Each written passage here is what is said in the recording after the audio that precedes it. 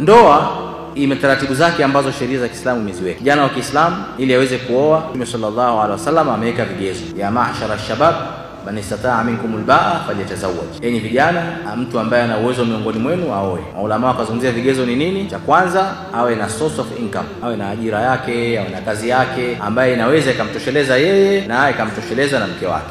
Kwa maana nyingine na sehemu ya kuishi vile vile. Uwezo mwingine ni wa afya, na siwe kama ni kijana wa kiume ambaye hana uwezo, mathalan ana maradhi ambaye anamsababisha kwamba ashindwe kufanya tendo la ndoa, huyo haruhusiwi kuoa, sababu huwezi kuoa mwanamke mkakaa mnaangaliana. Sema Mtume sallallahu alaihi wasallam, kwa kawaida mwanamke huwa anaolewa kwa moja kati ya sifa nne. Kwanza, uzuri wake; pili, mali yake; tatu, nasaba yake; ya nne, dini yake. Mtume sallallahu alaihi wasallam akasema fadhfar bidhati din taribati yadak, muoe mwenye dini, mikono yako itakuwa imeokoka. Kuoa katika Uislamu kumeelekezwa na Mtume sallallahu alaihi wasallam kwamba unataka kuoa, tafuta mwanamke mwenye dini. Akiwa na dini na ni mzuri, alhamdulillah. Akiwa na dini na mzuri na nasaba nzuri, alhamdulillah mara tatu. Sawa, lakini kigezo cha kwanza ni dini. Utaijuaje dini? Si kwa sababu kavaa hijabu, kavaa niqabu, la, hiyo sio dini.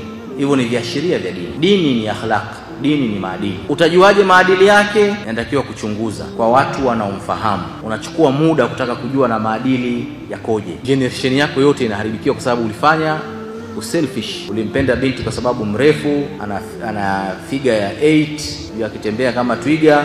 Wewe ulichagua kwa ajili ya kukidhi matamanio, selfish. Wewe unapochagua, chagua mama wa watoto wako utakayezeeka naye, atakelea watoto wako. Mmoja, baba mmoja amekwenda kwa Umar ibn Khattab, anamshtakia, ya Amira al-Mu'minin, mtoto wangu hana adabu, hana heshima, ananijibu kijeuri, anisikilizi hivi na hivi na hivi. Umar akasema mlete hapa. Umar alikuwa mkali.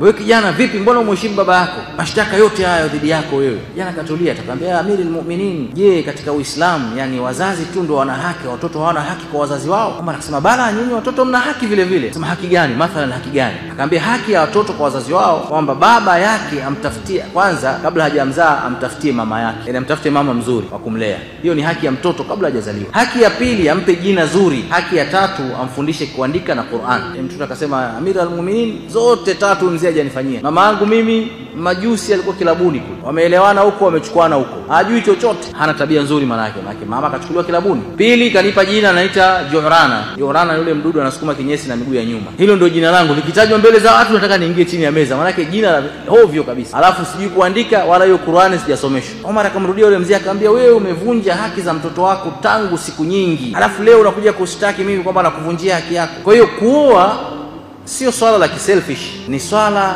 la kuangalia mama wa watoto wako atakuwa ni mtu mwenye sifa gani. Ni jambo ambalo linahitaji kufanya uchunguzi na maandalizi ya kina.